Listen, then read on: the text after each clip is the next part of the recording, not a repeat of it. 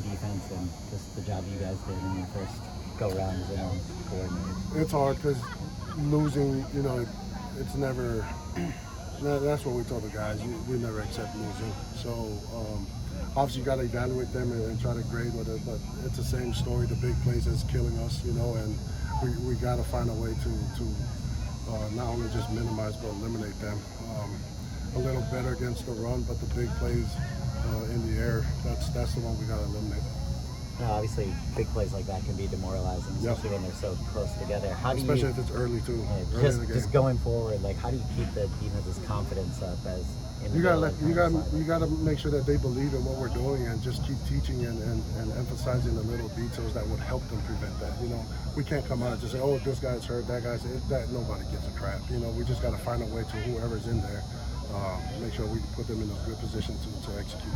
What leads to some of those breakdowns and that confusion that we saw in the secondary end for you? Just communication, and then that all falls back to us. So we got to keep honing and keep ironing stuff out, so that way, if it's not clear, keep minimizing until they get it.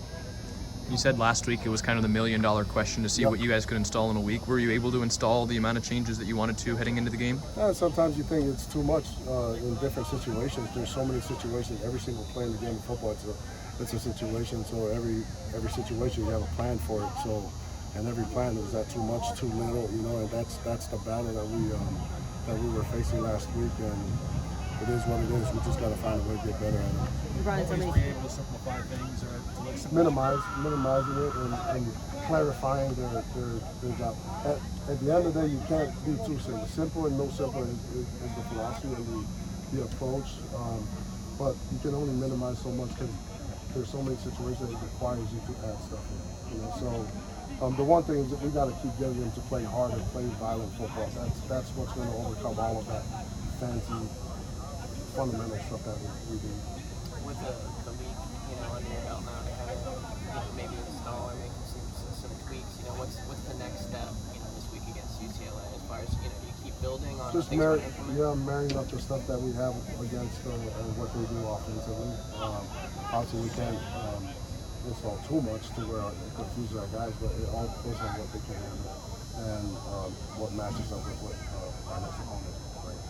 What's held back in Lucas this year? You got so much buzz and hype. I think it's the flourish of Bird, and Jamil and all the guys in the rush room. We've got to rotate all those guys. I think that's what's minimizing his reps, and Bird doing well is seeing all those reps. But Anthony's doing a great job of just keep battling all day. He's going to be a special one for us. Speaking of Anthony, you guys brought in a lot of transfers overall for the defensive line. Just how would you evaluate the way you kind of use them in your rotation and also kind of the production you guys? You always look back and you wish that, I could have a better rotation on certain groups. Like if they go big, I want bigger. If they go small, we'll go small. But it's that's what, we got to do a better job at. But I'm happy that we do have the depth that we have. At the end of the day, we're not having a season defensively that we want. So we can get all the best players here, but if we don't help them get into a good position to execute, then it doesn't do any good. Lincoln, since he's been a coach, hasn't had many stretches of losing, leading a losing team or a team that's in a losing stretch. Mm-hmm. How have you seen his demeanor just been over the course of his last Coach Riley? weeks? Yeah. Coach Riley's been an elite leader, man. You talk about someone that, we come in, he's still saying his chest is high, his chin is up, and he's leading us with enthusiasm and optimism to keep taking this program in the right place, and we can't ask for a better leader. He's leading coaches, the staff, the players. I'm loving because that's where true leaders flourish, and he's done a great job. Excellent. You mentioned taking a little bit more of an active role in defense right now, just helping you guys out. What has he done specifically? What have you seen him do there with this last week?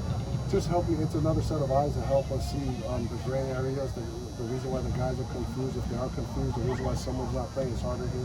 So, with his experience and everything, and especially someone from the offensive perspective, that it really helps a lot. So, anytime the head coach step in, it's a great thing for us to get that extra help. Let's do one more. Do you expect to have any of the guys who you were missing last week back this week? Heck yeah. Shoot, the challenge is to get in the training room and get better, so expectation is yes, but at the end of the day, whoever we have ready, the hungriest 11 is who's going to go with this important game.